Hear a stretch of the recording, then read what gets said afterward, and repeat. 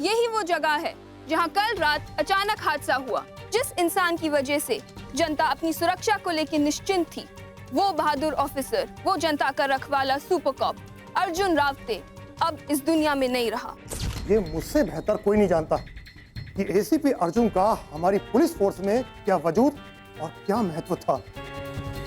उनका ऐसे अचानक चले जाना हमारी पुलिस फोर्स के लिए बहुत बड़ा लॉस है। इमरजेंसी टास्क फोर्स के एसीपी अर्जुन के कारनामे हमेशा अखबार और चैनल्स की सुर्खियां बटोरते थे। एसीपी अर्जुन रावते की कल रात एक कार एक्सीडेंट में मौत हो गई। ट्रक ड्राइवर जिसे इस एक्सीडेंट का जिम्मेदार माना जा रहा है, उसकी अब तक गिरफ्तारी नहीं हो पाई है। लेकिन क्या उसके पकड़े जाने से एसीपी अर्जुन वापस आएंगे? क्या इससे पब्लिक को उनकी सुरक्षा की गारंटी वापस मिलेगी? It is a very sad end of a legend, death of a hero. हम यहाँ अर्जुन की मौत पर आंसू बहाने नहीं आए, क्योंकि ऐसा करना उसकी शहादत का अपमान करने जैसा है। मैंने आप लोगों को एक खास मकसद के लिए यहाँ बुलाया है। सारा शहर इस जाबाज पुलिस ऑफिसर की अचानक हुई मौत से सदमे में है।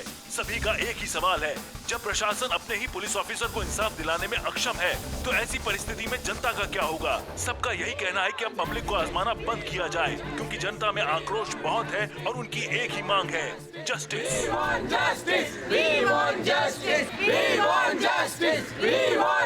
लेकिन सरकार के दिए हुए जवाब से जनता संतुष्ट नहीं है। जनता सच्चाई जानना चाहती है। They want justice। Cameraman Sudesh Verma के साथ में स्वाति सिंह, चैनल 24 से। बहुत से लोगों का मानना है कि एसीपी अर्जुन की मौत कोई एक्सीडेंटल नहीं थी, बल्कि एक साजिश के तहत की गई हत्या है। और मैं भी इससे सहमत हूं। क्या आपको ऐसा क्यों लगता है सर? 2 महीने पहले हुए वो 4 बॉम्ब ब्लास्ट याद हैं तुम्हें? जिन्होंने पूरे शहर को दहला दिया था। और उस समय मिनिस्टर ने मुझे कॉल किया। कमिश्नर, हमले की स्ट्रिक्ट जांच शुरू करो और इसके लिए बेस्ट लोगों को काम पे लगाओ। I want results. और हाँ, अब बहुत हो गया। इन आतंकवादियों को अब हम नहीं छोड़ेंगे। और इस काम के लिए मैंने अर्जुन को सीक्रेट मिशन पर भेजा था। और जिस रात वो एक्सीडेंट हुआ, उसने मुझे कॉल किया था। यस सर, वही मंत्री वाला केस। मुझे उसी सिलसिले में आपसे कुछ बात करनी थी। उस केस से रिलेटेड मेरे पास कुछ क्रूशियल इंफॉर्मेशन। तुम मिनिस्टर के उस सीक्रेट प्रोजेक्ट की बात कर रहे हो? ओके, फिर हम मिनिस्टर के बंगले पर ही मिलेंगे। ऑलराइट? Alright sir. इसीलिए मुझे शक हो रहा है, लेकिन मेरे पास कोई प्रूफ, कोई सबूत नहीं है। और यही वजह है कि मैंने तुम लोगों को यहां बुलाया। ऑफिसर्स, दुश्मन बहुत ही पावरफुल और शातिर है, और इसीलिए वो अर्जुन पे भी नजर रख सका। ये ईटीएफ का कोई केस ना होके बहुत ही सीक्रेट जांच होगी, और इसके लिए मैंने बहुत ही होशियार और बहादुर पुलिस ऑफिसर को अपॉइंट किया है, जिसका नाम है Meenakshi Dixit.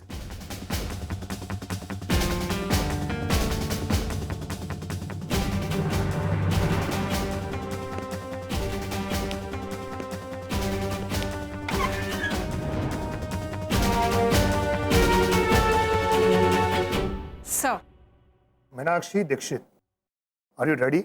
Yes sir.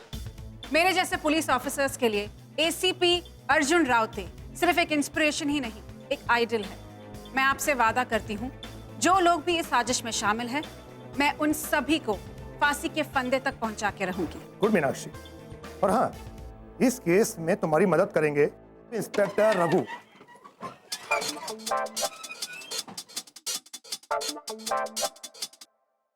Sir, ये है रघु, रघु राजपूत। Hello ma'am, Raghu Rajput.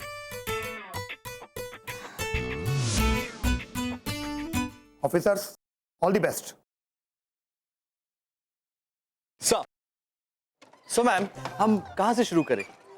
अगर मैं आपको मैम बुलाऊंगा तो शायद आपको अच्छा नहीं लगेगा, तो मीनाक्षी,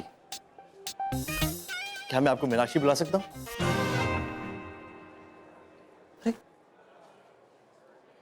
अरे मीनाक्षी, तुम्हें पता है इस केस को लेके मैं काफी एक्साइटेड हूँ। वैसे हमें ना पहले अर्जुन सर का ऑफिस चेक करना चाहिए, हमें पता तो चलेगा कि उनके पास क्या जानकारी है, और उसके बाद हम अपने। इंस्पेक्टर रघु, इस केस की इंचार्ज मैं हूँ and I am your boss, so you don't need to tell me हमें क्या करना चाहिए क्या नहीं करना चाहिए। And for your kindest information, इस केस की छोटी मोटी डिटेल्स और फॉर्मेलिटीज ऑलरेडी हो चुकी हैं। हमें कुछ ठोस सबूत इकट्ठा करने के लिए चुना गया है, समझे? अरे मैम, हम जा कर रहे हैं।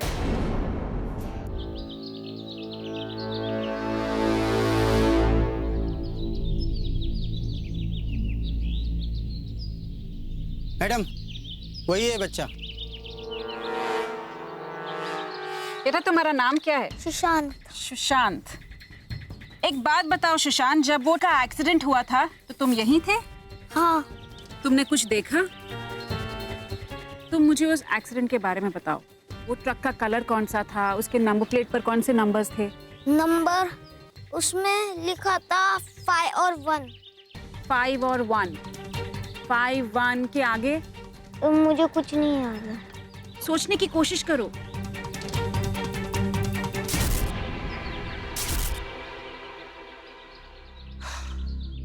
कुछ भी याद नहीं आ रहा है? थोड़ा सा सोचने की कोशिश करो, याद करो।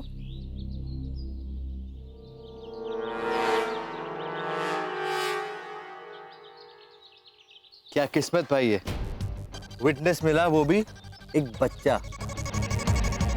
जाओ बेटा। रघु, इस एरिया के ट्रक जाके चेक करो, कौन से ट्रक की नंबर प्लेट 5 या 1 से शुरू होती है, और ये भी चेक करो कि कौन से ट्रक्स हाल ही में डैमेज हुए हैं, क्योंकि जैसे ही ट्रक्स डैमेज होंगे वो गैराज में जाएंगे या फिर जा चुके होंगे। रघु, इंस्पेक्टर रघु, अगर तुम्हें कोई असली काम करना है तो योर टाइम स्टार्ट्स नाउ।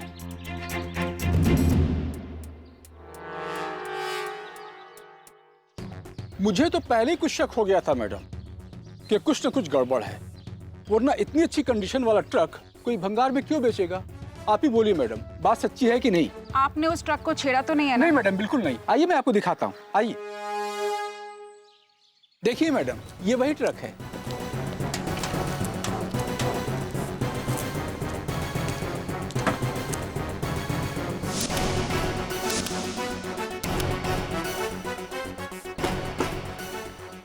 हो ना हो, ये वही एक्सीडेंट वाला ट्रक है। इसके आगे का हिस्सा बिल्कुल डैमेज हो चुका है। रखो।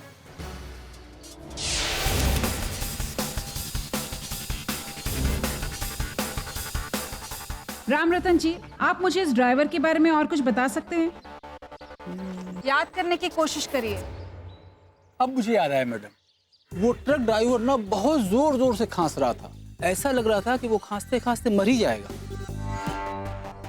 ठीक है राम रतन जी, हमारे डिपार्टमेंट से एक आदमी आपको आकर मिलेगा। आप उसे उस ड्राइवर के हुलिये के बारे में कुछ और बताइए ताकि वो उसका स्केच बना सके। जी मैडम। शुक्रिया। जी।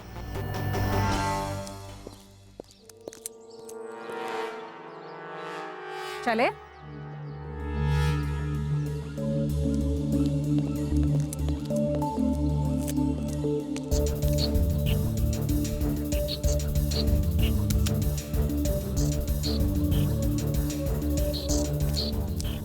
रघु, चलें?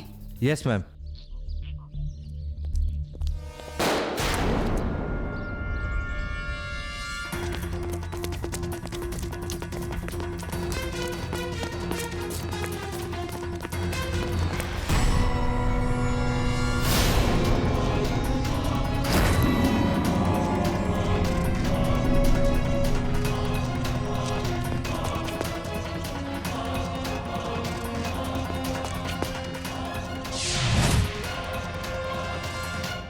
सर, इसके पहले कि उस भंगार वाले से हमें उस ड्राइवर के बारे में कोई जानकारी मिलती, उसे मार दिया गया। इसका मतलब है कि हमारा दुश्मन बहुत शातिर है और वो हमारी हर हरकत पर नजर रख रहा है। ट्रक की रजिस्ट्रेशन डिटेल्स चेक करो। यस सर, उसके बारे में पुलिस पता कर रही है।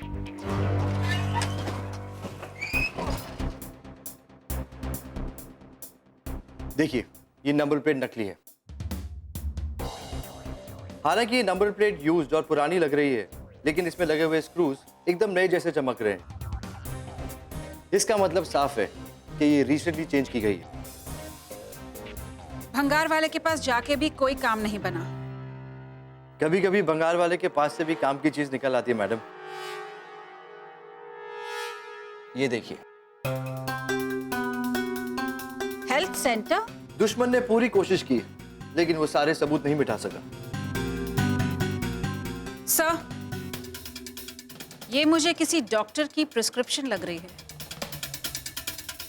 यहाँ आने से पहले मैंने पेपर भी कलेक्ट कर लिया।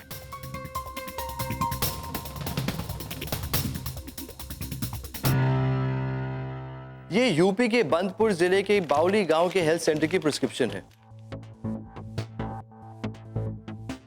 ये किसी लल्लन को टीबी के लिए प्रिस्क्राइब की गई थी। तुम इतने यकीन के साथ कैसे कह सकते हो कि ये उसी ड्राइवर की प्रिस्क्रिप्शन है? वैलिड क्वेश्चन मैडम, लेकिन आपको याद है कि उस भंगार वाले ने कहा था कि उस आदमी को खांसी है।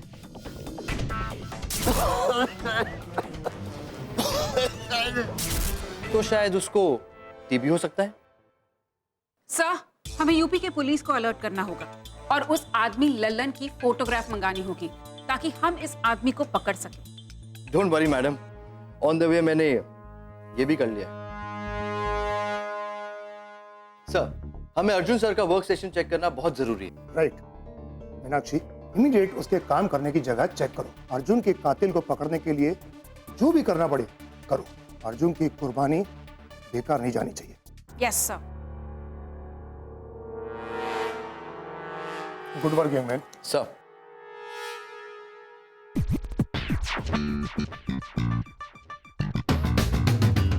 Mobile,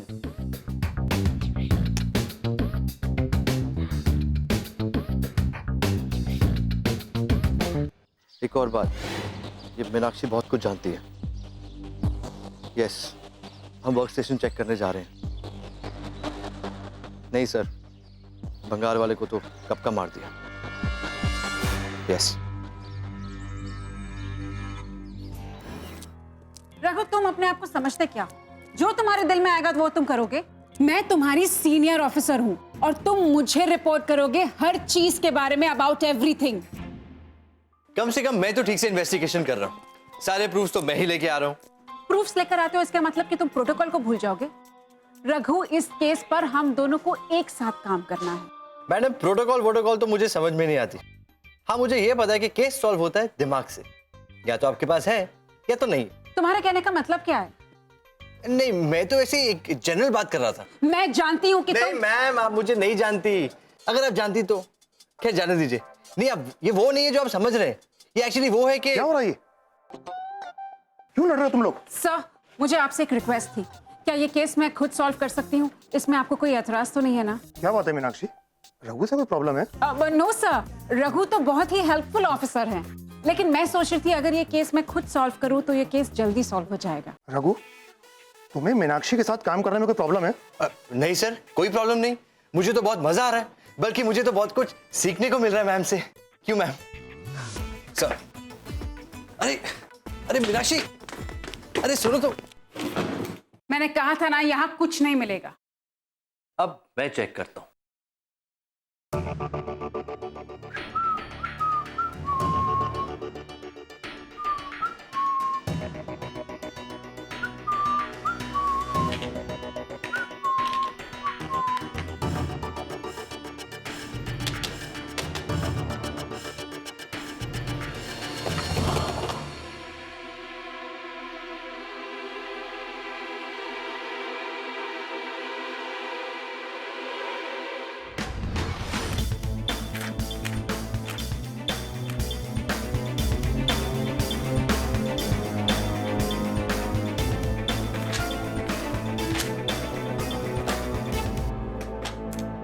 confidential?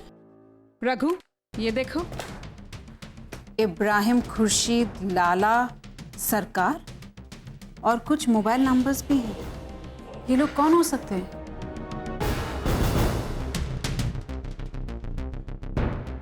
सरकार? ये सरकार कौन है?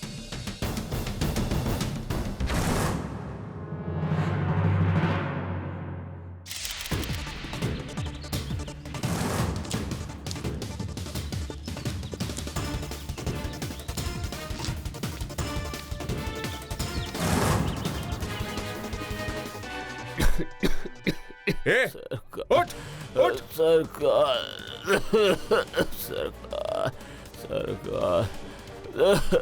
सुनो, लेकर आओ इसे। जी सर। अबे उठ, क्या नाटक कर रहा है? उठ। सरकार? मैडम, हमें लल्लन के घर से मिला था और सर इसमें कुछ एड्रेस भी लिखा हुआ है।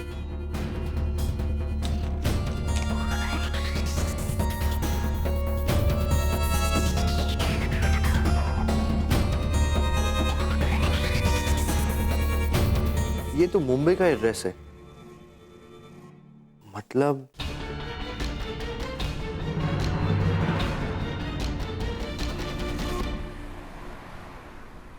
मुझे अर्जुन सर के ऑफिस से फाइल मिली थी। इसमें ब्लास्ट की सारी इंफॉर्मेशन है। वो जोगेश्वरी वाला ब्लास्ट जिसमें इंडस्ट्रियलिस्ट नितिन राय की डेथ हुई थी, और वो ग्रांट रोड वाला ब्लास्ट जिसमें एमएलए दीनानाथ सिंह को भी अपनी जान गंवानी पड़ी थी। हम पहुंच गए हैं। नाउ कॉन्सेंट्रेट, क्योंकि कभी भी कुछ भी हो सकता है।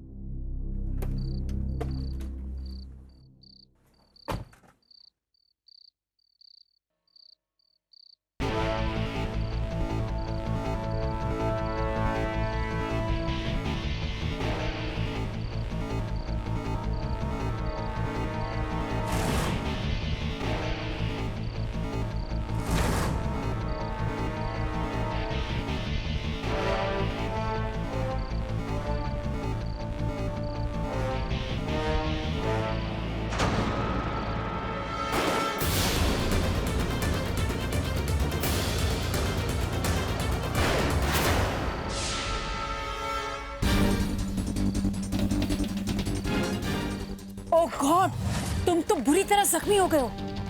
लगता है वो लोग एक से ज्यादा हैं। आप मेरी फिक्र मत कीजिए, मैं आपको कवर देता हूँ। आप जाके बैकअप बुलाइए। Okay.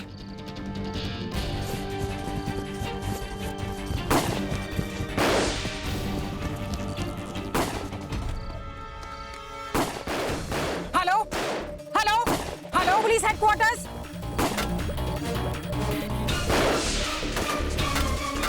Hello, asking for cover.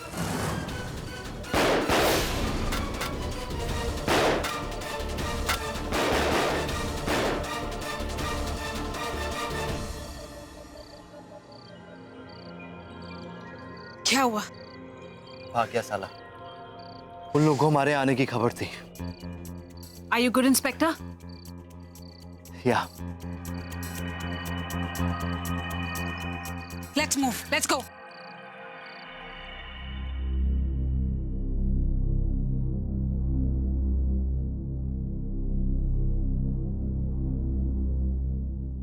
लाओ, मैं तुम्हारी मदद कर देती हूँ।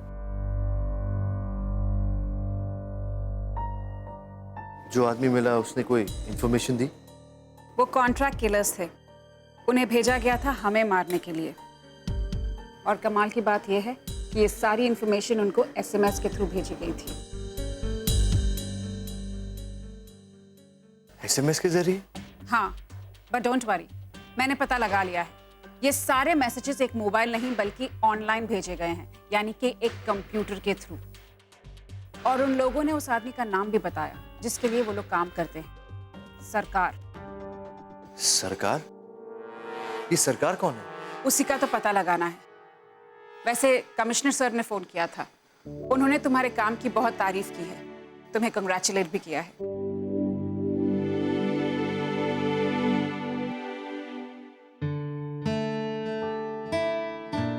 रघु, मेरी जान बचाने के लिए शुक्रिया। Thank you. मीनाक्षी, मुझे कुछ इंफॉर्मेशन मिली है। कहीं ये भी मुंबई ब्लास्ट केस से कनेक्टेड तो नहीं है? नहीं, ये उन लोगों के बारे में है जिनके नंबर्स अर्जुन सर ने नोट करके रखे थे। पता चला इन सब पे शक था कि इनका कोई ना कोई टेरर लिंक है। अर्जुन सर एकदम करेक्ट ट्रैक पे जा रहे थे। क्या पता कि ये तीनों सरकार को जानते हो और सरकार इनका बॉस हो।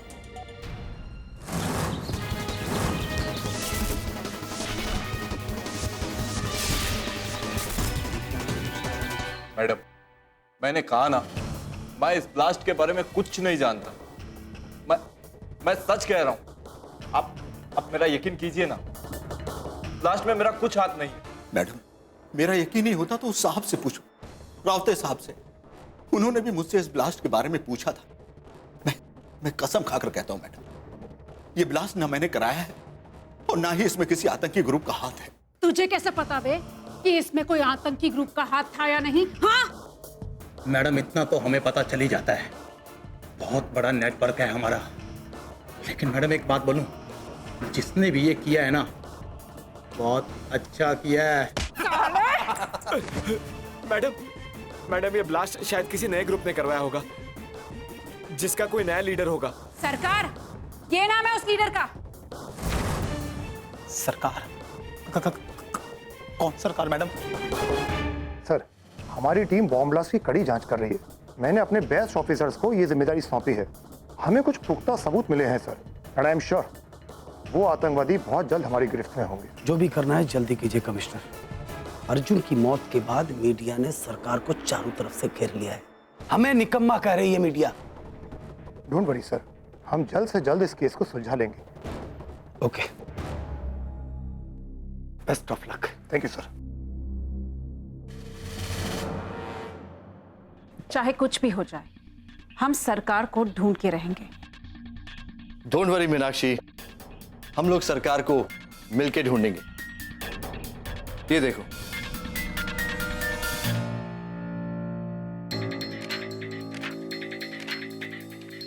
ये इंटेलिजेंस रिपोर्ट तुम्हें कहां से मिली? इन डॉक्यूमेंट्स को गौर से देखो, ये कुछ साल पहले के डॉक्यूमेंट्स हैं। हमें इन्हीं की तलाश थी। हो ना हो यही डॉक्यूमेंट्स हमें सरकार तक पहुंचाएंगे। ये डॉक्यूमेंट्स हमें सरकार तक पहुंचाएंगे। रघु, इन डॉक्यूमेंट्स को फिर से देखो। ये कुछ भी नहीं है, ये बस हथियार सप्लाई करने की कुछ इंफॉर्मेशन है। ये डॉक्यूमेंट्स हमें सरकार तक कैसे पहुंचा सकते हैं? अब तुम कुछ भी उठा के ले आओगे? सरकार सरकार सरकार सरकार तक कैसे पहुंचा जाए? अरे लगता है सब लोग सो रहे हैं। हाँ? मैं अकेला ही जाग रहा हूँ, इतनी रात हो गई। हाँ? अरे पूरी बस्ती में, अरे कोई तो आओ भाई। मैं अकेला ही जाग रहा हूँ। केशव कस्बे, मेरा नाम अच्युत है। हाय हेलो में कोई दिलचस्पी नहीं है मुझे। फिलहाल मुझे अपने घर जाना है। लेकिन मेरा घर है किधर? अब उनका घर है किधर? मेरे पास कुछ पार्सल है। अरे जाओ भाई जाओ, कल सवेरे आराम से दुकान पर आना। लेकिन सरकार को तो आज ही चाहिए। क्या कहा? किसे चाहिए? इस शॉल में लॉन्ग रेंज राइफल्स हैं। ओह, मतलब सरकार फिर से कुछ प्लान सोच रहा है। लेकिन तुम कौन?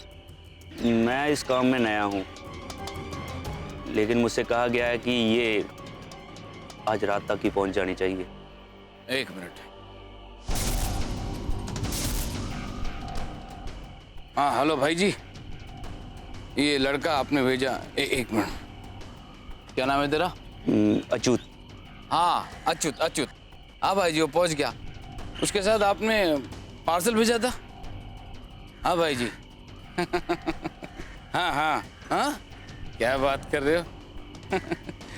नहीं भाई जी, ठीक है भाई जी, मैं इसे अभी सरकार के पास ले जाता हूँ। ठीक है, चल आजा मेरे पीछे पीछे। थैंक गॉड उसने मेरी आवाज नहीं पहचानी। मैंने कहा था ना कि वो क्रॉस चेक जरूर करेगा।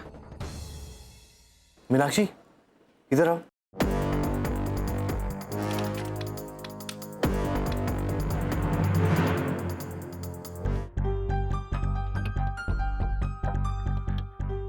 मीनाक्षी, देखो वो जा रहे हैं। वो अच्युत को सरकार के पास लेके जा रहे हैं। इनका पीछा करना होगा। रघु, तुम पूरी फोर्स को इन्फॉर्म करो कि वो इनका पीछा करे। अरे सरकार कहाँ है? मैंने पूछा सरकार कहाँ है? मैं हूं सरकार। अब खुश? चल, जो भी देना है दे फटाफट। ओ डैम, अब ये क्या है? चुप बे! तुझे देखते ही लग गया था कि तुम फ्रॉड हो। आप मेरा यकीन कीजिए, मैं सच बोल रहा हूँ। रघु, पता करो कि फोर्स अभी तक पहुंची कि नहीं। तेरा टाइम खत्म हुआ।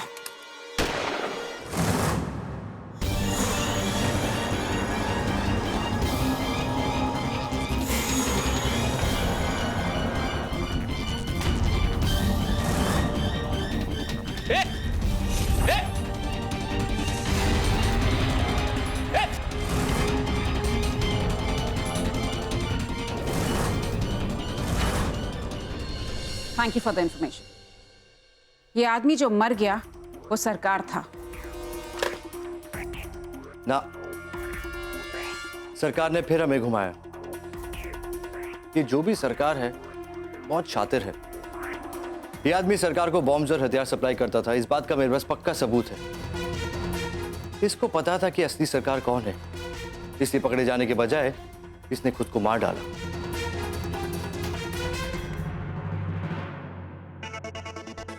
It is so strange. किसी को पता नहीं सरकार कौन है, कैसे दिखता है, वो कहाँ है। लेकिन कमाल की बात यह है कि उसी आदमी का हाथ है इन सारी चीजों के पीछे। जैसे ही हम किसी गवाह या सबूत तक पहुंचते हैं, वो उसे मिटा देता है। पहले ये भंगार वाला और अब ये ड्राइवर। रिलैक्स मीनाक्षी, चूंकि ये प्रॉब्लम इतनी बड़ी है इसलिए हम चलते हैं शहर के बिग बॉस के पास।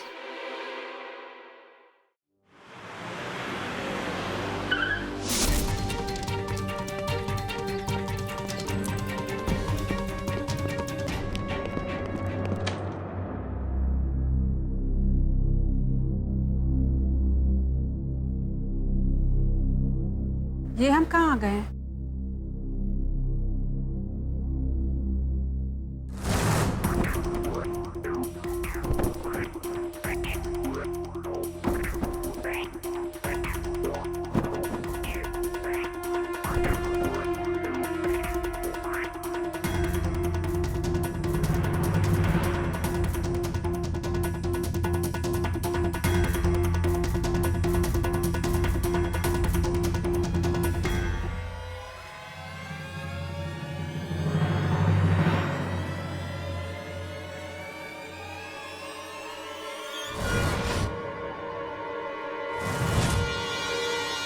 इंस्पेक्टर मीनाक्षी,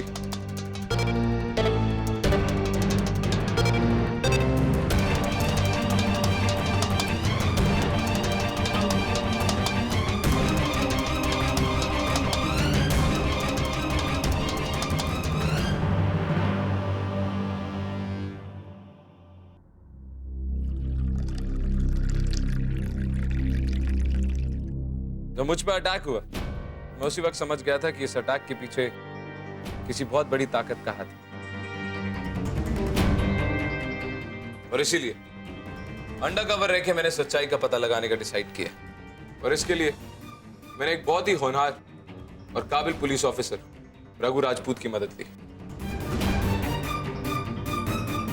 और इस पूरे प्लान को अंडरकवर रह के एग्जीक्यूट करने की परमिशन मुझे खुद कमिश्नर साहब ने दी। इनफैक्ट कमिश्नर साहब इस बारे में सब कुछ जानते हैं। इस बारे में इससे पहले सिर्फ कमिश्नर साहब जानते थे रघु, और अब तुम। अब तुम्हें पता चला कि मैं इतनी पिक्चर्स क्यों खींचता था और सस्पेक्ट्स को एलिमिनेट करने में मेरी हेल्प कौन करता था।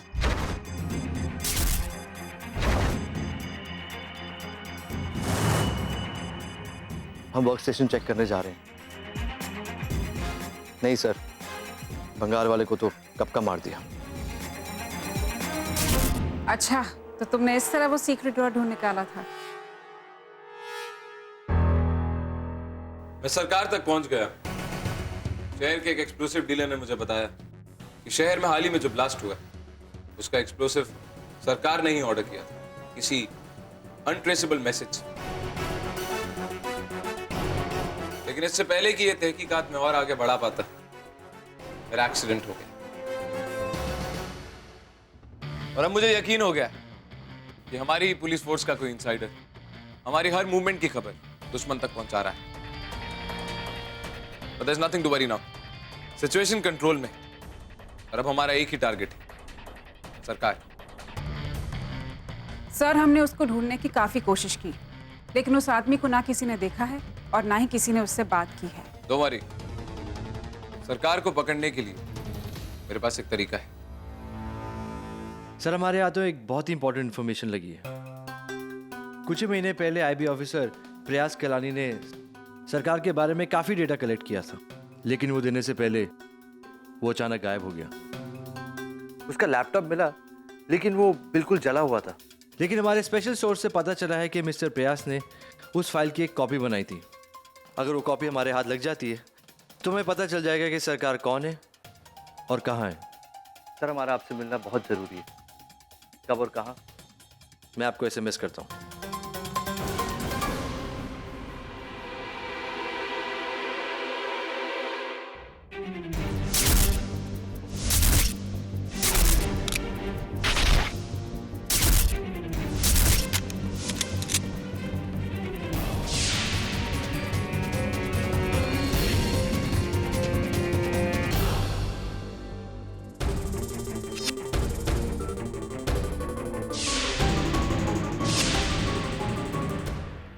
कमिश्नर सर वहां पहुंच जाएंगे। We are ready.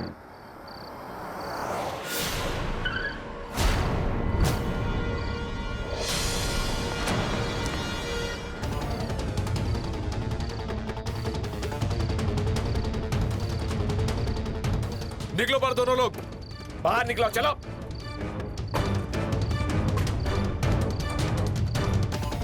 दोनों अपनी गन्स दे दो, जल्दी।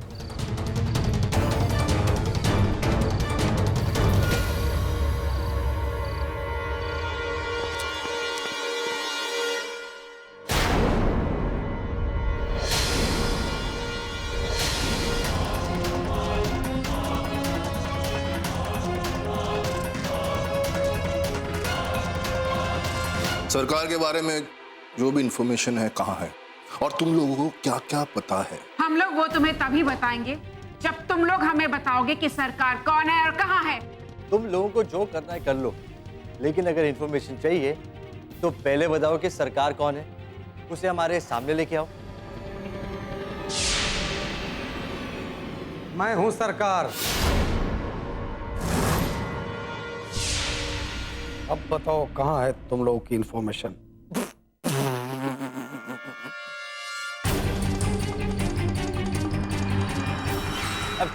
अबे क्या ये मजाक है क्या? हम लोगों को बेवकूफ समझा हुआ है? मैं हूं सरकार।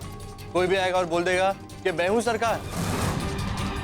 हाँ, एक्चुअली बोल भी सकता है, क्योंकि सरकार बरकार नाम का तो कोई आदमी नहीं है। बस एक नाम मिला है, उस पे थोप दो, सरकार। सरकार डज नॉट एग्जिस्ट, ये सिर्फ एक कल्पना है। मुझे लगता है सरकार वाला मैटर एक झूठ है। हमें झांसा देने की कोशिश की गई है, क्योंकि असलियत में सरकार नाम का कोई इंसान है ही नहीं। लेकिन फिर भी असलियत क्या है, उस तक पहुंचने के लिए हमें भी एक खेल खेलना होगा, हमें भी उन्हें डराना होगा। लेकिन हमने भी बहुत बढ़िया चाल चली, क्यों भाइयों? थोड़ी बहुत शतरंज तो हम भी खेल लेते हैं। हमने एक सीक्रेट डेटा लीक किया, लेकिन ऐसा कोई सीक्रेट डेटा था ही नहीं, और ना ही कोई प्रयास कलानी नाम का आदमी। तो अब तक तो तुम समझ गए ही होगे कि ना ही कोई हिडन फाइल्स थी और ना ही कोई जला हुआ लैपटॉप। लेकिन वो इंस्पेक्टर, तुम्हारा खबरी तावड़े, उसने तुरंत हमारी इंफॉर्मेशन दी होगी। लेकिन बेचारा शतरंज का प्यादा खेल से बाहर हो गया। अब तो पुलिस ने भी उसे पकड़ लिया होगा। मुझे पता था कि इससे तुम लोग डर जाओगे और कोई ना कोई बेवकूफ़ी वाली हरकत जरूर करोगे, और वही हुआ। अब पूरी पुलिस फोर्स तुम्हारे पीछे पड़ी है। मेरी बॉडी में एक हिडन ट्रैकर लगा है जो यहाँ से उनको सब सिग्नल दे रहा है। कुछ ही देर में सब यहाँ पहुँचते होंगे। बहुत स्मार्ट समझते हो ना तुम अपने आप को। बेटा, तू अब तक अच्छा खेल रहा था, लेकिन शतरंज के खेल में थोड़े कच्चे निकले। खेल अभी खत्म नहीं हुआ है, खेल तो अब शुरू होगा। राजा को चेक तो दे दी तुमने, लेकिन राजा के पास चाल चलने के लिए एक मौका और होता है, और मैं हूं यहां का राजा। इस जगह की खासियत यह है कि ये जगह बिल्कुल अलग है। ना तो यहाँ कोई पुलिस आ सकती है और न यहाँ से किसी ट्रैकर का कोई सिग्नल बाहर जा सकता है। सच तो ये है कि यहाँ परिंदा भी पर नहीं मार सकता। और सुनो, अगले कुछ पल में यहाँ पुलिस तो नहीं आ पाएगी, लेकिन 2 डेड बॉडीज जरूर पाई जाएंगी। गेस करो, क्लू दूं? एक औरत है और एक मर्द, दोनों पुलिस वाले।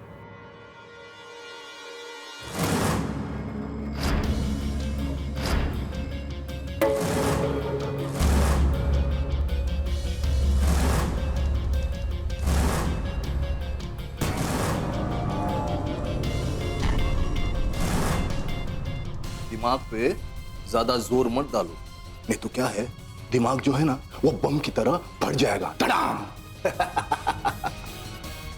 मुझे पता है कि तुम क्या सोच रहे हो। तुम लोग यही सोच रहे हो ना कि हम लोग तुम्हारे साथ कोई ब्लफ तो नहीं कर रहे। नहीं, हम सच कह रहे हैं, और दुनिया की कोई भी पुलिस यहां तक पहुंच नहीं सकती, समझे? क्योंकि ये तुम्हारे मंत्री साहब का सीक्रेट हाइड आउट है, इसलिए।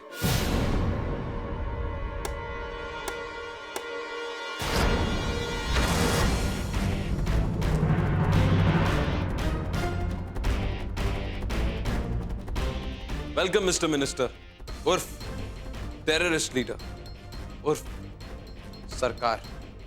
किस नाम से बुलाऊं तुम्हें? इससे पहले कि मैं तुम्हें यहीं खोल दूं, मैं आदमियों से कहो कि मेरे अफसरों के हाथ खोले। खोल दो।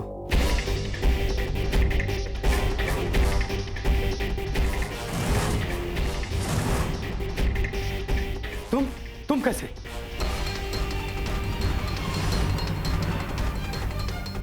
मैं कैसे बच गया यही जानना चाहते हो ना? तुम्हें क्या लगा था मैं इतनी आसानी से मर जाऊंगा? बाकी की कहानी तुम्हें जेल में फुर्सत में सुनाऊंगा। वो क्या है, मैं तो यहां पहले ही आ चुका था। तुम्हारे और तुम्हारे इन चमचों के यहां आने से पहले मेरा आगमन हो चुका था।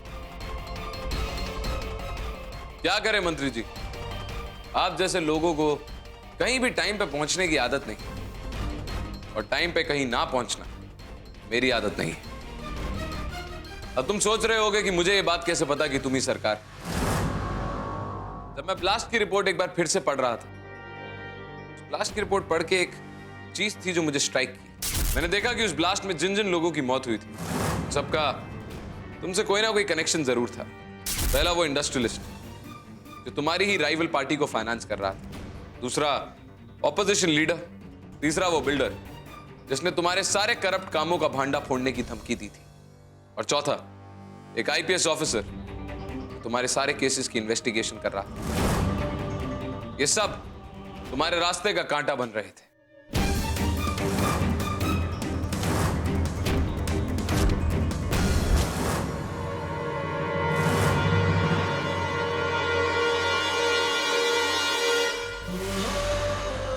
ऐसी बेवकूफी एक बार फिर से मत करना, वरना तुम्हारी सरकार को यहीं बर्खास्त कर दूंगा।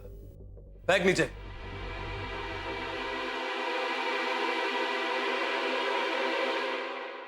खैर, जैसा कि मैं बता रहा था मंत्री जी, उस दिन शहर में कहीं भी टेररिस्ट अटैक नहीं हुआ, इसलिए किसी भी आतंकवादी संगठन ने इस चीज की जिम्मेदारी नहीं ली। तुम्हें पता था वो 4 लोग कहां हैं, और तुमने उसी जगह पे बॉम्ब प्लांट किया। लेकिन एक चीज जो तुम भूल गए कि उन चारों के साथ वहां और भी कई सारे बेगुनाह लोग थे जिनकी जान गई। तुम एक मंत्री और लीडर नहीं, बल्कि एक देशद्रोही, एक गिरे हुए और घिनौने इंसान।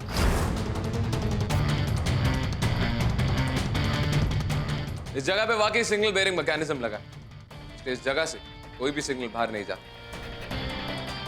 पर क्या है मंत्री जी कि आप जैसे लोगों के साथ उलझ उलझ के मेरा दिमाग भी आप ही जैसे चलने लगा है। जहां सिग्नल नहीं पहुंचता वहां मैं पहुंच जाता। क्या है ना मंत्री जी, आपसे एक गलती हो गई। सत्ता में बने रहने के लिए आपने इस ब्लास्ट की जांच करने का एक ऑर्डर दिया था। मुझे यकीन है कि आपको इस बात का अंदाजा भी नहीं था कि कमिश्नर साहब ने वो जांच की जिम्मेदारी मुझे दी थी। और एक बात और मंत्री जी, जब कोई फाइल मैं खोलता तो उसे बंद भी सिर्फ मैं ही करता।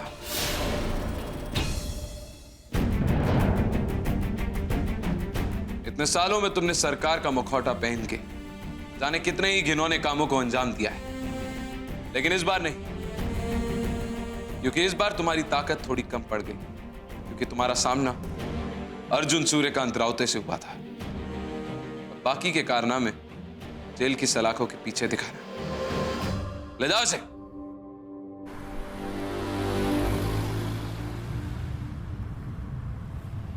मीनाक्षी, ओ आई एम सॉरी मैडम, अब आप कमिश्नर साहब से कंप्लेन तो नहीं करेंगी कि मैं ठीक से काम नहीं करता?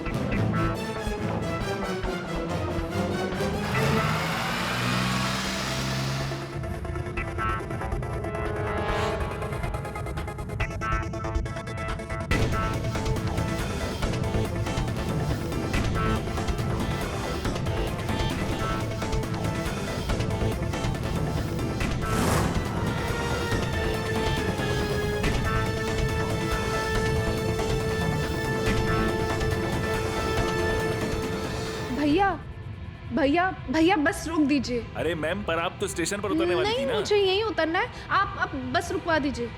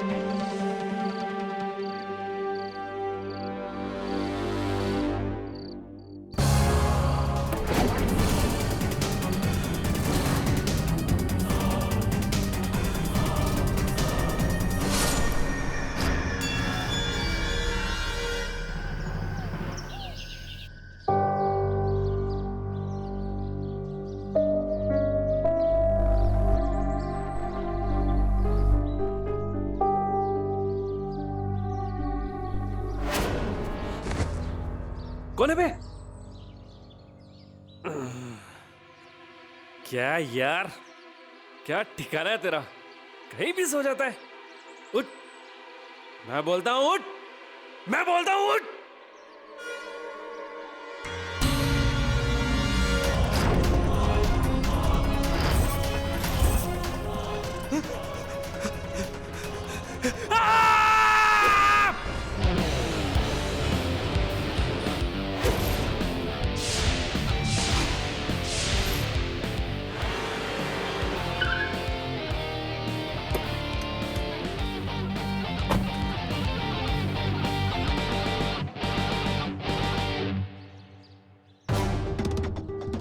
डिटेल्स।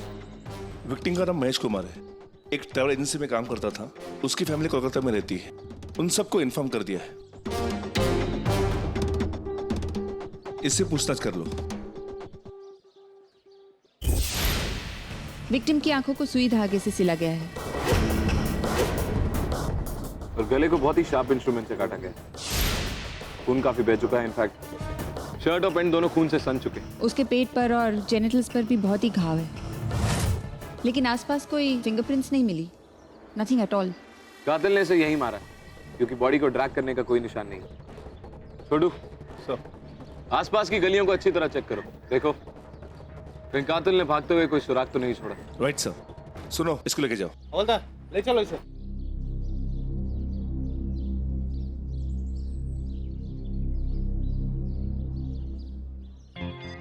अर्जुन, कोई इसे इतने बेर में से कैसे मार सकता है यार? I mean, इतनी नफरत किसी में कैसे हो सकती है? इसकी आंखों को धागे से सिया गया, लेकिन काफी बुरी तरह। इसे देख के साफ लगता है कि किसी इमेच्योर का काम।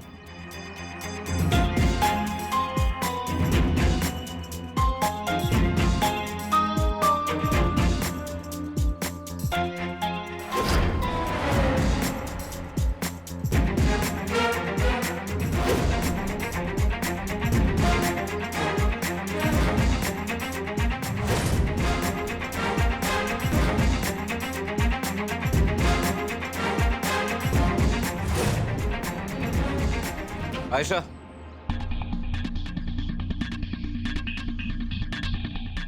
सोसाइटी कॉन्फ्रेंस के बारे में सब कुछ पता करो। कहाँ होने वाली थी, क्यों होने वाली थी और कौन कौन आने वाला था। और ये जो लड़की है ऋतु आहूजा, इसके बारे में भी सब कुछ पता करो। हो सकता है कातिल यही है। तुम्हारा ये आईडी कार्ड हमें लाश के बिल्कुल पास से मिला है। वो तुम्हारा पीछा कर रहा था और तुम उसे सबक सिखाना चाहती थी। Am I right? नहीं, ये आदमी मेरा पीछा कर रहा था। मैं बहुत डरी हुई थी, मैं बस खुद को बचाना चाहती थी।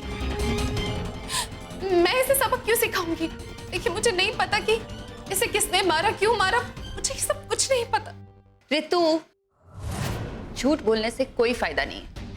मैं सच बोल रही हूँ, मेरा यकीन मानिए, मैंने इसे नहीं मारा। मुझे नहीं पता कि क्या हो रहा है।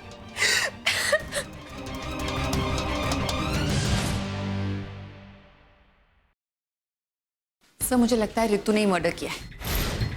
जाहिर सी बात, उसका मोटिव भी क्लियर है। महेश उसका पीछा कर रहा था, उसे घूर रहा था, उसे तंग कर रहा था शायद, और ऋतु ने इरिटेट होकर उसे मार दिया। और क्योंकि वो उसे घूर रहा था, उसने इसकी आंखें सिल दी। आयशा, तुम्हें नहीं लगता कि तुम ऋतु के ऊपर कुछ ज्यादा ही सख्ती बरत रही हो? मतलब उसकी शक्ल तो देखो यार, कितनी डरी हुई है बेचारी। मुझे नहीं लगता कि ये कत्ल वो कर सकती है। डरी हुई है तो वो कत्ल नहीं कर सकती। अगर इसके चेहरे पर डर है, इनोसेंस है, इसका मतलब ये नहीं कि वो कातिल नहीं हो सकती। I mean, ऐसा सोचना भी बचपना है साक्षी। और एनीवेज, कत्ल को साबित करने के लिए सबूत चाहिए, और इस वक्त सारे सबूत ऋतु के खिलाफ जा रहे हैं। ठीक है, मान लेते हैं कि ये कत्ल ऋतु ने किया है, तो इसमें गलत क्या किया है? What do you mean, क्या गलत किया है? आयशा, हम औरतें कब तक मर्दों की गंदी नजरों से बचते रहेंगे? कितनी सारे रेप केसेस बढ़ती जा रही है, और सब कोई चाहता है कि ये सब भुला के हम चुपचाप अपनी जिंदगी जीते रहे। क्राइम स्पॉट पर तो तुम कुछ और ही बोल रही थी कि किसी के अंदर इतनी नफरत कैसे हो सकती है एंड ऑल दैट। तब मुझे महेश की असलियत नहीं पता थी। और अब जानती हो, महेश पर किसी ने इल्जाम लगाया कि उसने किसी लड़की के साथ बदतमीजी की। इसका मतलब ये नहीं है कि महेश का कत्ल जायज है, कि ऋतु ने अपने आप को बचाने के लिए महेश की बॉडी को ऐसे म्यूटिलेट किया, उसकी आंखों को सिल दिया। कम ऑन साक्षी, हमें तो ये तक नहीं पता कि क्या ऋतु सच बोल रही है। क्या महेश सच में उसका पीछा कर रहा था या नहीं? We don't know. एक मिनट, महेश को ना ऋतु के ऊपर रेप करना चाहिए था, तभी शायद ऋतु को उसकी जान बचाने का हक होता। नहीं, उसे ना एक्चुअली तुम्हारे पास आना चाहिए था, ताकि तुम सबूत ढूंढ पाती कि रेप एक्चुअली हुआ है या नहीं।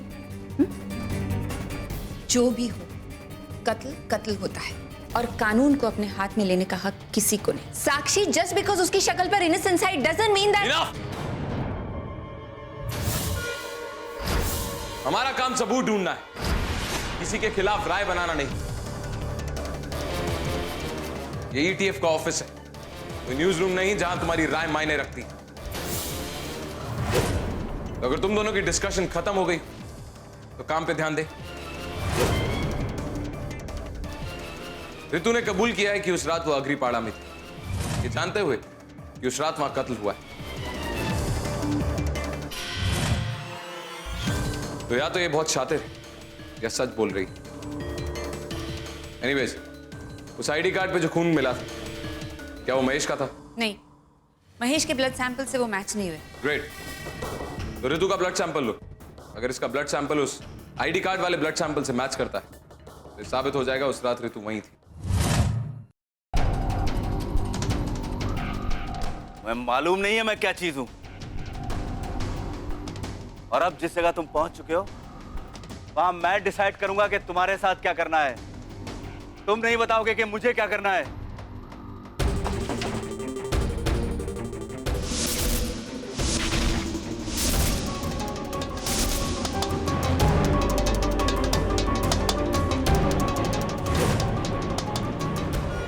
मैं इतनी आसानी से तुम्हारे जाल में फंसने वाला नहीं हूं। तुम्हारे जैसे बहुत देखे हैं मैंने।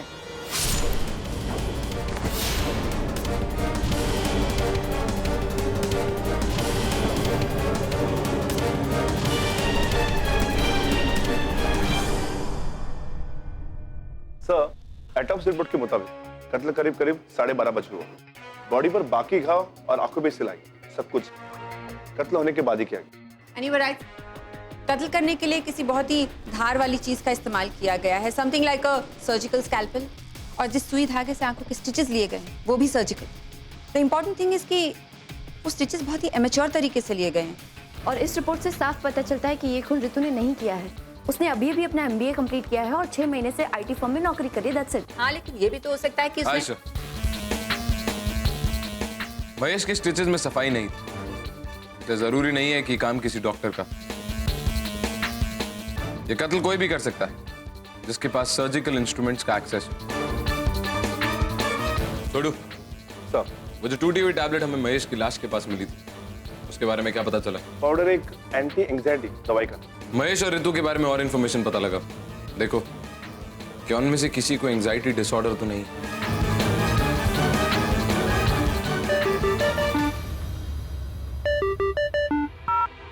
हेलो, एक सेकंड हैंड फर्नीचर बेचने वाले का कत्ल हुआ है, उसी के वर्कशॉप पर। उसकी आंखों पर भी वही स्टिचेस हैं। पर कल रात को तो तुम खुद ही रितु के ऊपर नजर रख रही थी, है ना? हाँ, कल रात मैं पूरा वक्त रितु के घर के बाहर ही थी, उस पर नजर रख रही थी। और वो रात भर कहीं नहीं गई सिवाय 1 घंटे के लिए उसके बॉयफ्रेंड को मिलने गई थी। That's it. Let's go.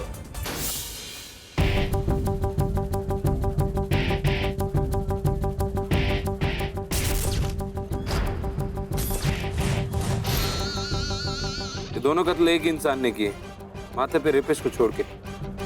Killer का पैटर्न एकदम सेम हो सकता है, ये कोई सीरियल किलर हो। शायद कातिल ऐसे लोगों को मारना चाहता है जिन्होंने लड़कियों के साथ कोई बदतमीजी की, रेप किया। शायद वो उन्हें सबक सिखाना चाहता है, या फिर ये भी हो सकता है कि ये कातिल का कोई पर्सनल मैटर हो। इसके पीछे कोई ना कोई कहानी जरूर हो सकता है।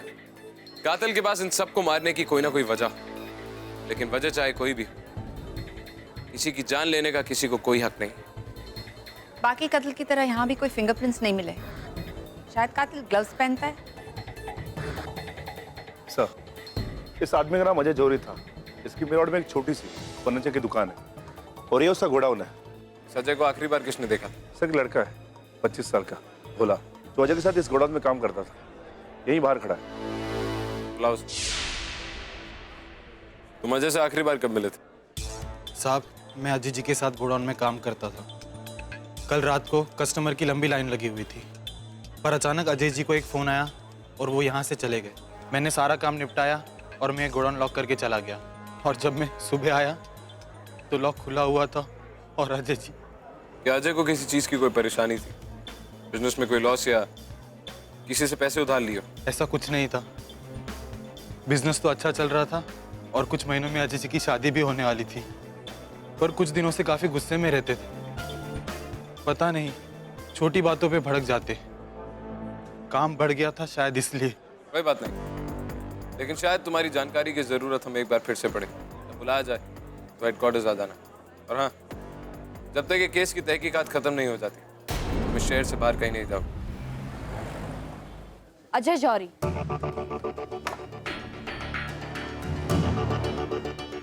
चार साल पहले उसने एक 13 साल की लड़की के ऊपर बलात्कार किया था जिसका नाम है पूर्वी।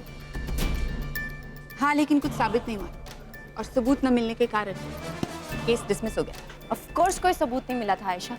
एक 13 साल की डरी हुई लड़की के ऊपर और उसके फैमिली के ऊपर जोर डालने के लिए ज्यादा मेहनत नहीं लगती है। एंड आई एम श्योर कि इस अजय ने उसके परिवार को डराया और धमकाया था।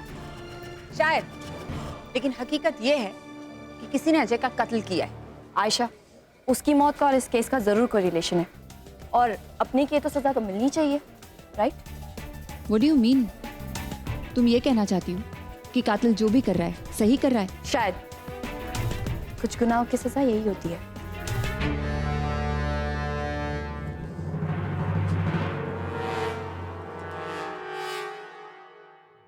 कातिल ने अजय के माथे पे रेपिस्ट लिखा हुआ था। इससे एक बात तो साफ जाहिर होती कि अजय का कत्ल कहीं ना कहीं पूर्वी के कत्ल से जरूर जुड़ा हुआ है।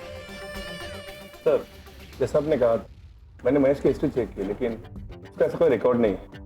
उसके ऑफिस के लोगों ने कहा कि वो औरतों से बदतमीजी पेश आता था, लेकिन उसके बावजूद वो लाइन क्रॉस नहीं। अर्जुन, छेड़छाड़ के हर एक केस रिपोर्ट नहीं होती। बेइज्जती के डर से हिंदुस्तान में 80% ऐसे केसेस है जो कभी रिपोर्ट ही नहीं हुई। कातिल रेपिस्ट और औरतों से बदतमीजी करने वाले लोगों को मार रहा है। अजय के खिलाफ रेप का केस भी चल रहा था, लेकिन महेश, उसके खिलाफ ऐसा कोई भी केस आज तक दर्ज नहीं हुआ। हमें एक बात पता है कि महेश ऋतु का पीछा कर रहा था और ये बात ऋतु ने खुद कबूल की है। लेकिन ये बात कातिल को पता कैसे चली?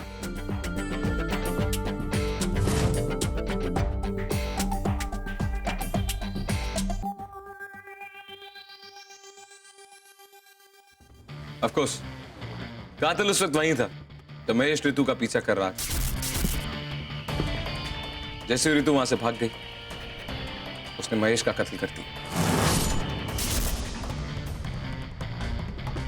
तुम लोग पता करो कि पूर्वी आजकल कहां है और उसके बलात्कार के बारे में किस किस को पता था।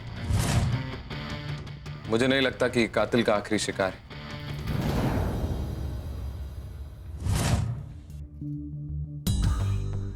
माँ, मेरा होमवर्क खत्म हो गया, मैं बाहर खेलने जाऊँ? अभी नहीं, अभी तुम अंदर जाके टीवी देखो, मैं बस 10 मिनट में खाना लगाती हूँ। 2 साल पहले मेरी बेटी पूर्वी ने आत्महत्या की। वो तो चली गई, लेकिन अभी तक हमारे घाव नहीं भरे।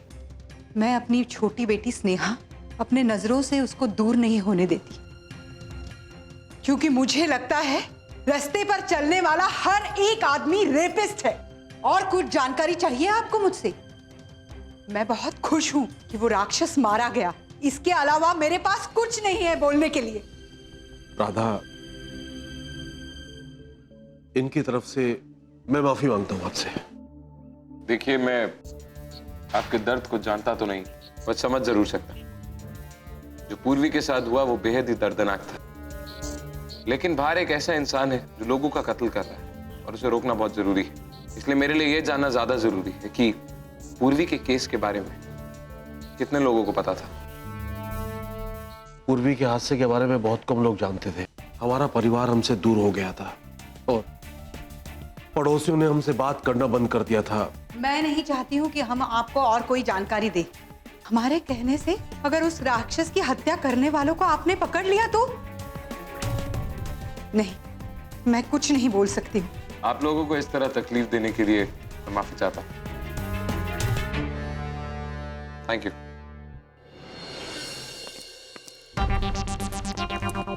एक मिनट, पूर्वी के घर के पास जो बस स्टॉप है, महेश ऋतु का पीछा वहीं कर रहा था ना? अर्जुन, कहीं तुम्हें पूर्वी की माँ तो कातिल नहीं लग रही है ना? लेकिन उनके पास अजय का कत्ल करने का मोटिव तो था। हो सकता है उस रात वो वहीं मौजूद थी। लेकिन वो तो एक सीधी सादी हाउसवाइफ है, वो सर्जिकल इंस्ट्रूमेंट्स तक कैसे पहुंचेगी? एक काम करो, जो वकील पूर्वी का केस हैंडल कर रहा था उसका पता निकालो, शायद उससे मिलने के बाद हमें कुछ पता चल सके।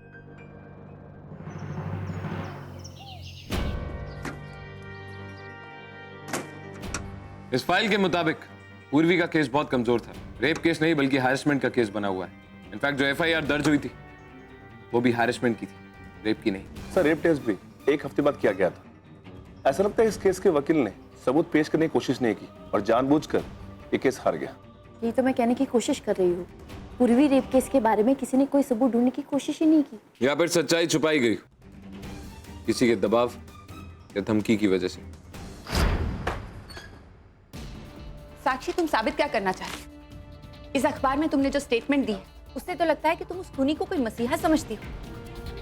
Let me tell you one thing, वो कोई मसीहा नहीं, एक सीरियल किलर है।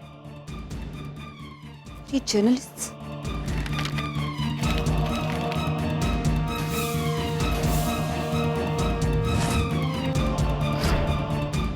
जर्नलिज्म के नाम पर कुछ भी लिखते हैं। आयशा, उसने मुझे मेरी राय पूछी और मैंने उसे बता दिया। तुम जिसे सीरियल किलर बोल रही हो ना, उसने पूर्वी को इंसाफ दिलाया और रितु को न जाने किस हादसे से बचाया। And Ayesha, according to me, जिस किसी ने भी महेश और अजय को मारा उसने न जाने कितनी मासूम लड़कियों को उनके अत्याचारों से बचाया है। यह आर्टिकल सिर्फ तुम्हारे ओपिनियन के बारे में नहीं है साक्षी। इस आर्टिकल में तुमने इस केस के बारे में इंपॉर्टेंट इंफॉर्मेशन डिस्क्लोज की है। ये सब करके क्या तुम उस कातिल की मदद करना चाहती हो? अर्जुन, मैं तो सिर्फ ये What? तुमने इस आर्टिकल में यह लिखा है कि कातिल ने कत्ल करने के लिए स्कैल्पल्स का इस्तेमाल किया है। यह भी लिखा है कि कातिल ने स्टिचेस लगाने के लिए सर्जिकल थ्रेड का इस्तेमाल किया है। और यही नहीं, तुमने तो यहां तक लिख डाला ये सारे कत्ल पूर्वी के बलात्कार से जुड़े हुए हैं। लेकिन अर्जुन, मुझे तुम्हारी कोई बात नहीं सुननी साक्षी। मुझे क्रिमिनल या क्रिमिनल की मदद करने वाले किसी भी इंसान की बात सुनने का कोई शौक नहीं।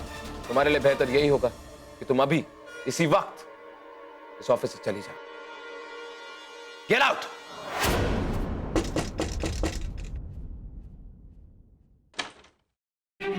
अरे साहब, कौन है आप? ऐसे कैसे अंदर आ रहे हैं? रुके। अरे ऐसे? एसीपी अर्जुन राव थे, इमरजेंसी टास्क फोर्स। माफी चाहूंगा मैडम इस वक्त आपको परेशान करने के लिए, लेकिन आपके पति से मुझे कुछ सवाल करने। ठीक है, तुम बच्चे को लेकर अंदर जाओ।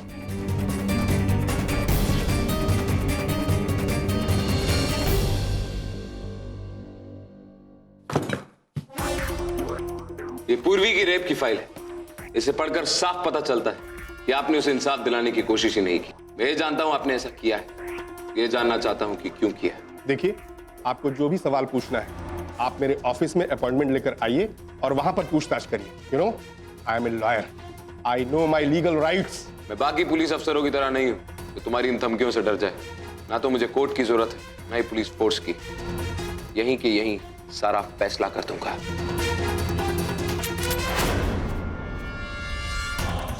मैंने कुछ नहीं किया। दरअसल पूर्वी का केस जैसे ही कोर्ट में आया तो उसके परिवार वालों को बाहर से धमकियां मिलने लगी। पहले तो वो लोग जिद पर थे कि उन्हें अपनी बेटी के खिलाफ इंसाफ चाहिए कोर्ट से, लेकिन जैसे जैसे धमकियां बढ़ने लगी तो मैंने ही उन्हें समझाया कि खामखा केस को आगे बढ़ाने से किसी न किसी की जान को खतरा हो सकता है, और खासकर पूर्वी की जान को। अगर तुमने उन्हें समझाया था तो तुम्हें यह बात भी जरूर पता होगी कि उन्हें धमका कौन रहा था। अजय, जिसने पूर्वी के साथ बलात्कार किया था। पूर्वी के परिवार वाले जानते थे कि ऐसे केसेस में लड़की की कितनी बदनामी हो सकती है, इसीलिए वो जल्दी मान गए। उन्हें यह शक था कि अगर ये केस मीडिया के हाथ लग गया तो बात बिगड़ सकती है। उन्हें तो ट्रॉमा काउंसलर की भी जरूरत नहीं थी, लेकिन मैंने ही जिद की, और ये सब मैं उनकी भलाई के लिए करता रहा। ये केस और भी उलझ गया है। महेश और अजय के कत्ल के बीच में अभी तक कोई भी सॉलिड कनेक्शन एस्टैब्लिश नहीं हो पाया। हम ये तो जानते हैं कि अजय ने पूर्वी का बलात्कार किया था, और ये भी कि महेश ऋतु का पीछा कर रहा था। लेकिन क्या इन दोनों के कत्ल के बीच में ऐसा कोई दूसरा एंगल भी है जो हम नजरअंदाज कर रहे हैं?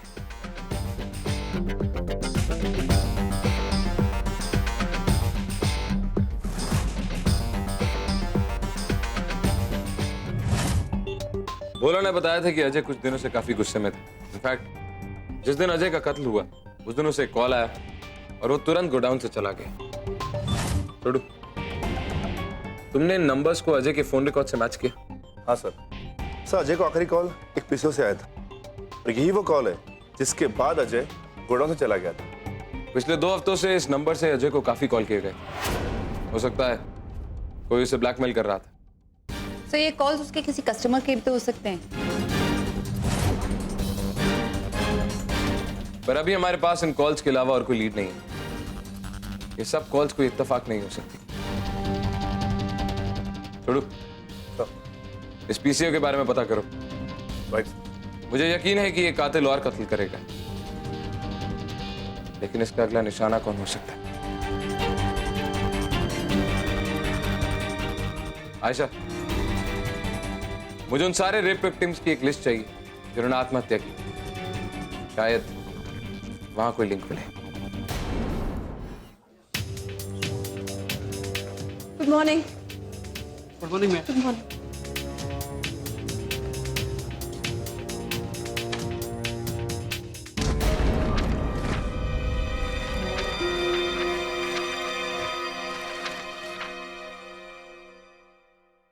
सॉरी, मेरा ध्यान पता नहीं कहाँ था। I am really sorry. आप रहने दीजिए, मैं उठा लूंगी।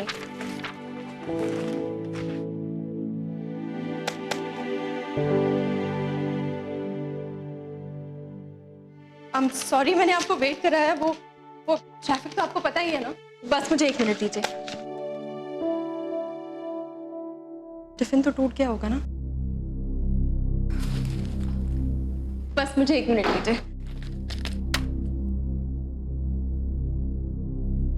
अपना नाम बताइए। एसीपी अर्जुन राउत। यहाँ कैसे? मैं एक केस के सिलसिले में आपसे कुछ सवालात करना चाहता था। केस? मैं समझी नहीं। आप घबराइए नहीं, ये आप ही के एक्स पेशेंट का एक केस है। अगर आपके पास 10 मिनट हो तो मैं कुछ सवाल पूछूंगा आपसे। आप बैठिए ना, और मैं जिस तरीके से भी मदद कर सकती हूँ मैं बिल्कुल करना चाहूंगी। कहिए। बात कुछ ऐसी है कि आप ही का एक एक्स पेशेंट। क्या आप मुझे 10 मिनट दे सकते हैं? मुझे लगा कि आप मेरे पेशेंट हैं और मेरे रियल पेशेंट्स बाहर मेरा वेट कर रहे हैं और मेरे वक्त पर उनका हक बनता है। I hope you don't mind. No no, not at all. मैं बाहर इंतजार करता हूँ।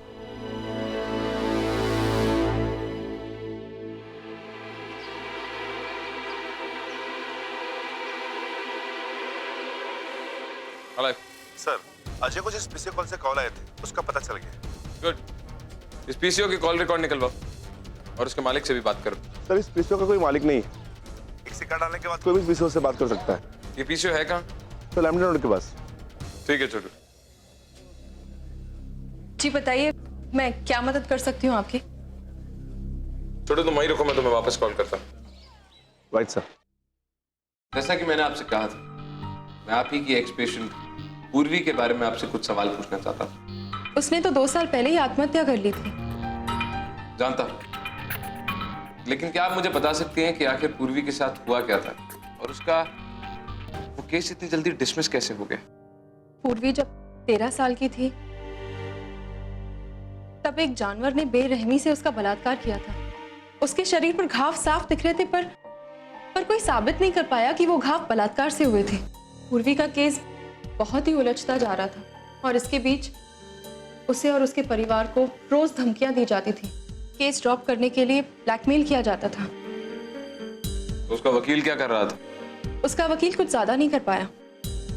पूर्वी और उसके घर वाले बहुत ज्यादा डरे हुए थे। ऐसे इंसिडेंट में अगर लड़की के गुनहगार को कोई सजा नहीं मिलती तो कहीं ना कहीं वो अपने आप को कसूरवार मानने लगती है। पूर्वी उस रात को रोज अपने मन में दोहराती थी। उसकी आत्महत्या के कुछ ही दिन पहले उसने मुझसे कहा था कि इस हादसे में जरूर उसकी कोई गलती होगी। वो तो ये भी मानने लगी थी कि शायद उसी ने उस गुनहगार को उकसाया था। सिर्फ पूर्वी नहीं, मैंने ऐसी हजारों लड़कियां देखी हैं जिनके साथ ये सब होता है। वो रोज अपनी जिंदगी से लड़ती हैं और जब उन्हें कोई उम्मीद नहीं मिलती तो वो आत्महत्या कर लेती हैं। क्या उस इंसिडेंट के बाद आप पूर्वी के परिवार वालों से कभी मिली? हाँ, पूर्वी की माँ बहुत बुरी तरह से टूट चुकी थी। पूर्वी और उसकी बहन बहुत करीब थे। अब शायद वो 10 साल की होगी। लगता है पूर्वी की मौत से काफी प्रभावित हुई। मुझे याद है जब मैं उससे मिलने उसके घर गई थी तो वो सारा दिन अपने रूम में बैठी ही रहती थी। मैंने उसे समझाने की बहुत कोशिश की कि उसे बाहर जाना चाहिए, लोगों से मिलना चाहिए, पर वो बेचारी बोली कि अब उससे कोई बात नहीं करना चाहता। क्या आप ये बात जानती हैं? जिस आदमी ने पूर्वी का बलात्कार किया था, यानी अजय जौहरी, उसका हाल ही में कत्ल हो गया। जी, मैंने न्यूज़पेपर में पढ़ा था। क्या आपको लगता है कि पूर्वी के किसी रिश्तेदार ने उसका कत्ल किया, या फिर कोई ऐसा इंसान जो पूर्वी को वो इंसाफ दिलाना चाहता था जो उसे उस वक्त नहीं मिला? कह नहीं सकते। इस देश में जितने बलात्कार करने वाले लोग हैं उतने ही उन्हें सजा दिलवाने वाले भी। ताज्जुब की बात तो ये है कि एक बलात्कारी से सब नफरत करते हैं, कानून के सिवाय। बलात्कार करने की कभी कोई सही वजह नहीं होती, और फिर भी हमारे देश में ऐसे दरिंदे खुलेआम सड़कों पर घूमते हैं क्योंकि कानून उनका साथ देता है। तो आपका कहने का मतलब है कि ये कातिल कानून का काम कर रहा है? मैंने ऐसा नहीं कहा। कत्ल और बलात्कार दोनों गैर कानूनी हैं, दोनों गलत भी हैं, और इन दोनों में से सबसे ज्यादा कौन सा गुनाह खतरनाक है वो कोई भी नहीं कह सकता। मैं तो बस ये चाहती हूँ कि पूर्वी की आत्मा को शांति मिले।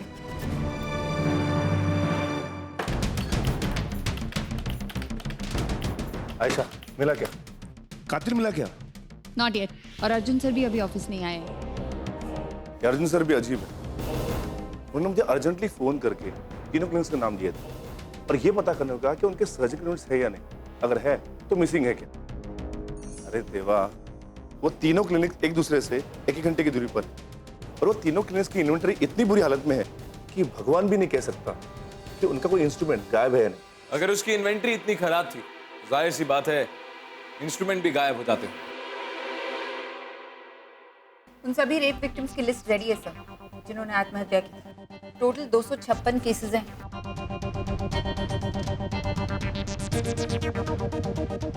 इनमें से 7 केसेस में FIR दर्ज नहीं, इसका मतलब विक्टिम्स के अलावा और कोई नहीं जानता था कि उनके साथ क्या हुआ। इन्हें लिस्ट में से निकाल दो।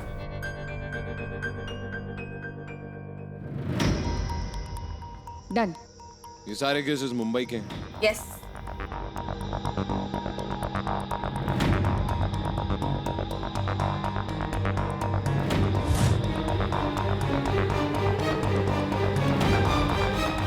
एक मिनट, एक टीम तैयार करो कातिल के अगले विक्टिम को बचाने के लिए। राइट। हमें उसे ऑफिस लेकर आना होगा। आयशा, ऐसे कब तक बैठे रहेंगे? बहुत सारे केसेस हैं, थोड़ा डिटेल में पढ़ेंगे ना, टाइम तो लगेगा। लेकिन पता नहीं ये सब कुछ काम सर खुद क्यों कर रहे हैं? शायद वो खुद ही नहीं जानते कि क्या ढूंढ रहे हैं। आयशा, क्या तुम्हें सच में ऐसा लगता है कि साक्षी कातिल की मदद करना चाहती थी? पता नहीं, आई एम नॉट श्योर, लेकिन मुझे इतना पता है कि उसके दिमाग में चल क्या रहा है। इनफैक्ट अगर मेरे बस में होता ना तो उस बलात्कारी अजय जौहरी जैसे इंसान को मैं खुद ही इतनी बेरहमी से मार देती। लेकिन हम ऐसे नहीं कर सकते, ऐसे कानून हाथ में लेकर सही नहीं हो जाता। तुम सही कह रही हो आयशा। आयशा, इन जैसे रेपिस्ट को सजा दिलवाने के लिए हमें एक मजबूत और एयरटाइट सिस्टम की जरूरत है। इस कातिल को सजा मिलने के बजाय उस अजय को सजा मिलनी चाहिए थी, लेकिन द सिस्टम फेल्ड पूर्वी। द सिस्टम फेल्ड पूर्वी यार। और इसलिए उस कातिल ने जज्बाती होकर कानून को अपने हाथों में ले लिया और उस अजय को मार डाला। And Ayesha, you were right. इस सिस्टम को अंदर से सुधारना होगा, और इस सिस्टम को अंदर से सुधारने के लिए और सच को सामने लाने के लिए हमें सबूत ढूंढने होंगे। You're right. And I'm glad you're back. मुझे अर्जुन को भी अपोलोजाइज करना होगा। हाँ, पर अभी नहीं। इतने सारे केसेस हैं, यहाँ तक काम में डूबे हुए हैं। So, welcome back साक्षी।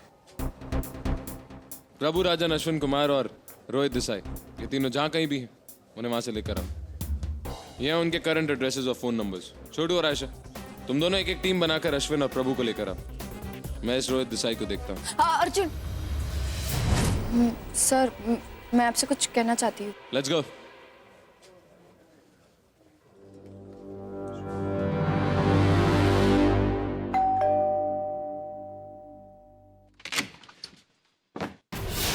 हम ETF से, आपको हमारे साथ चलना होगा। लेकिन क्यों? मैंने क्या किया है? ये आपकी खुद की सुरक्षा के लिए, सो प्लीज। सुरक्षा? क्या मतलब? बहुत जल्द पता चल जाएगा। Get him.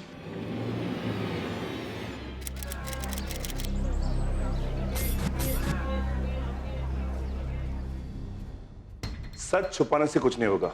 हम लोग तुम तीनों के कारनामे अच्छी तरह से जानते हैं। क्यों रात बर्बाद कर रहे हो? हमने कुछ भी नहीं किया। अपनी जान बचाना चाहते हो तो अपना गुनाह कबूल करो। हाँ, और जेल में सड़ते रहें। इस वक्त जेल ही तुम तीनों के लिए सुरक्षित जगह है, वरना तुम तीनों की जान खतरे में है। सर मैं सच बोल रहा हूँ, मैंने किसी लड़की का रेप नहीं किया। और वैसे भी जिन लड़कियों ने हमारे ऊपर ये आरोप लगाए हैं वो मर चुकी हैं सर। उनका कोई कोर्ट केस भी जारी नहीं है। ये लोग बिल्कुल सही कह रहे हैं। ना जाने तुम लोग ये पुराना केस दोबारा से ओपन क्यों कर रहे हो। मैं कोई गुनाह कबूल नहीं करूंगा। मुझे मेरा वकील चाहिए।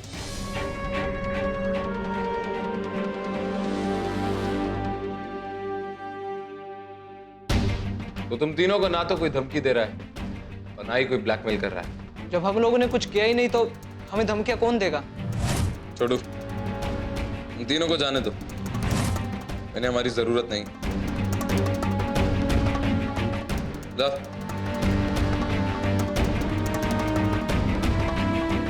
पर सर इन तीनों की जान को खतरा है। जब इन तीनों ने कुछ गलत किया ही नहीं है छोटू, तो जान को कैसा खतरा?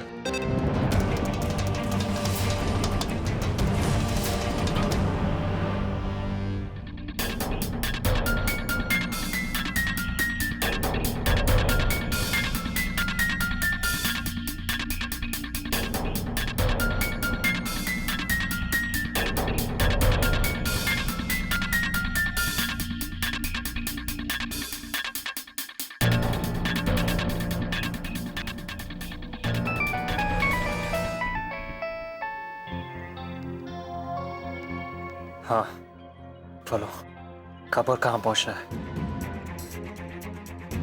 ठीक है।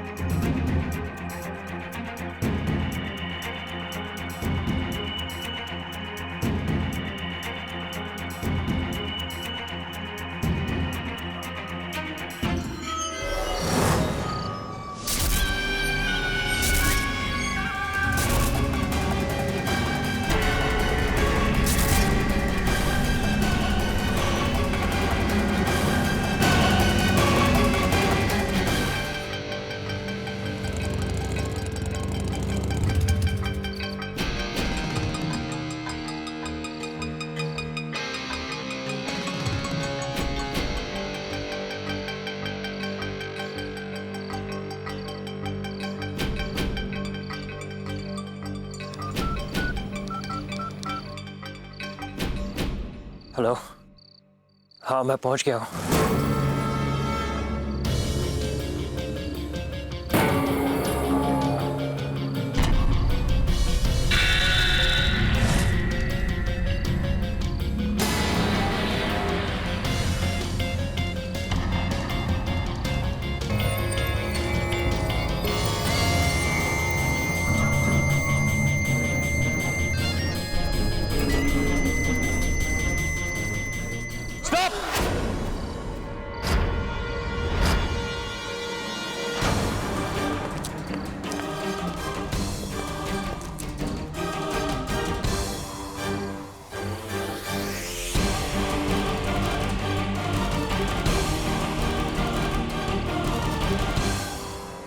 ये वही औरत है सर जो मुझे ब्लैकमेल कर रही थी सर। सर मुझे कुछ समझ में नहीं आ रहा था, आपने मेरी जान बचा ली सर। ले जाओ इसे।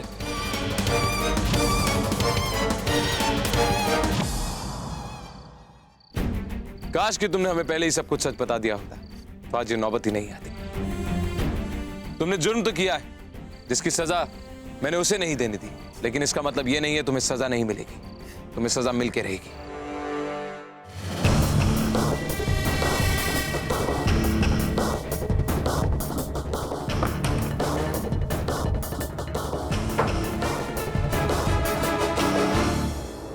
ऐसी सिचुएशन में तुम्हें इन दवाई की काफी जरूरत होती हो। ये वही एंजाइटी पिल्स है जिसकी एक गोली हमें महेश की लाश के पास मिली। साफ जाहिर होती कि महेश को मारते वक्त या तो तुम नर्वस थी, या तो तुम बहुत डरी हुई थी, या फिर तुम्हें अपने मन में पता था कि तुम कुछ गलत कर रही। तुम्हें ये सब कैसे पता चला? जब पहली बार मैं तुम्हारे ऑफिस में आया था और तुमसे टकराया और तुम्हारा टिफिन नीचे गिरा, टिफिन गिरने की आवाज कुछ अलग थी। आप रहने दीजिए, मैं उठा लूंगी।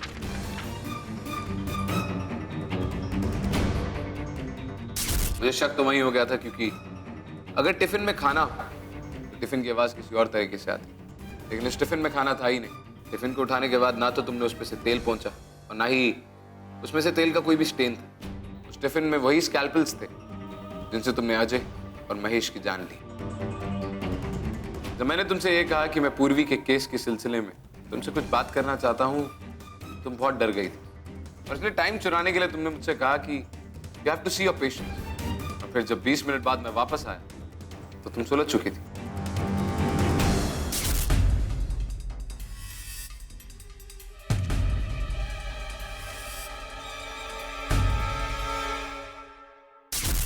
काउंसलर होने के नाते तुम्हें अच्छी तरह पता है कि ऐसी सिचुएशन में एक पेशेंट को किस तरह की दवाई खानी चाहिए। यही नहीं, अपने ही क्लिनिक से स्कैल्पल्स चुराना wasn't that big of a deal for you। उसके बाद अजय को काफी दिनों से ब्लैकमेल कॉल्स आ रही। नॉट सो सरप्राइजिंगली उस नंबर से वो कॉल्स आ रही, वो तुम्हारे ही क्लिनिक के पास के पीसीओ का नंबर। कोर्ट में ये सब बड़ी आसानी से इत्तेफाक साबित हो जाएगा। तुम्हारे पास कोई सबूत है? जानता मैं, और इसी बात को प्रूव करने के लिए मैं पूर्वी की बहन स्नेहा से मिलने उसके स्कूल गया था। बेटा, क्या तुम इन्हें जानती? ये तो चित्रा आंटी है, पूर्वी दीदी की सहेली। कुछ दिनों पहले ये मम्मी से मिलने आई थी। दोनों दीदी को याद करते हुए बहुत रो रही थी। क्या पिछली बार ये महीने की 23 तारीख को आई थी? हाँ, आखिरी बार तभी आई थी। जब तुम पूर्वी के घर गई तो तुमने वहां महेश को ऋतु का पीछा करते हुए देखा, राइट?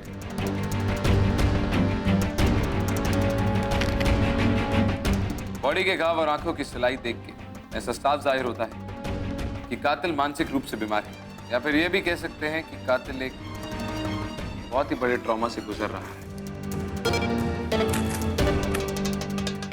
अपने पेशेंट्स को आत्महत्या में खोने वाली एक काउंसलर के लिए इससे ज्यादा फ्रस्ट्रेटिंग बात क्या है?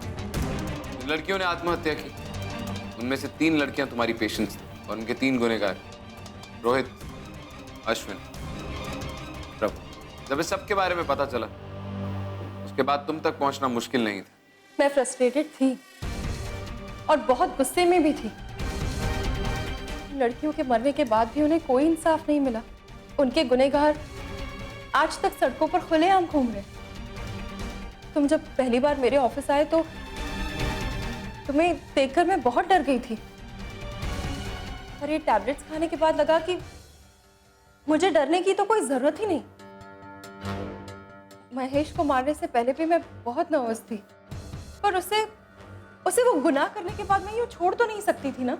हमारा पहला कत्ल महेश का था। पूर्वी की मौत के बाद मुझे अजय को सजा दिलवानी थी। पिछले 2 हफ्तों से मैं उसे रोज कॉल करती थी और उसे अकेले मिलने के तरीके ढूंढती थी। मेरे ग्लव्स और मेरा स्कैल्पल हमेशा मेरे साथ रहता था। बस मौका और हिम्मत जुटानी थी। और उस रात पूर्वी की माँ से मिलकर मेरा गुस्सा और बढ़ गया, और उसके बाद जब मैं घर जा रही थी तो मैंने महेश को ऋतु का पीछा करते हुए देखा। ऋतु के चेहरे पर जो डर देखा मैंने, उसके बाद मेरी हिम्मत और बढ़ गई और मैंने महेश को मार डाला।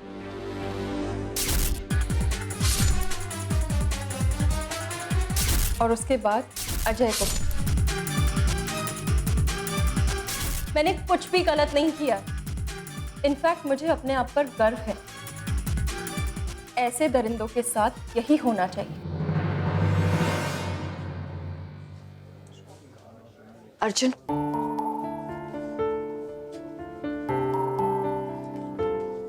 सॉरी, वो एक्चुअली जज्बातों में आकर मैं अपनी ड्यूटी भूल गई थी। यू आर राइट, मर्डर का रीजन चाहे जो कोई भी हो, लेकिन होता तो गैर कानूनी है ना। क्या आप मुझे माफ करोगे? एक और तरीका है जिनसे हम लड़कियों की मदद कर सकते हैं। जी? न्यूज़पेपर में एक और आर्टिकल छपा। चित्रा से बात करके उन सारी लड़कियों के बारे में लिखो, उन पे किए हुए टॉर्चर्स के बारे में लिखो, उन रेपिस्ट के अगेंस्ट हमें जितने भी सबूत मिले उन सब के बारे में लिखो। हो सकता है ऐसा पढ़ने के बाद हिंदुस्तान की जनता जाग जाए और ये सारे केसेस रीओपन हो जाए। यही नहीं, फाइनली इन लड़कियों को इंसाफ भी मिल जाए। That's an awesome idea.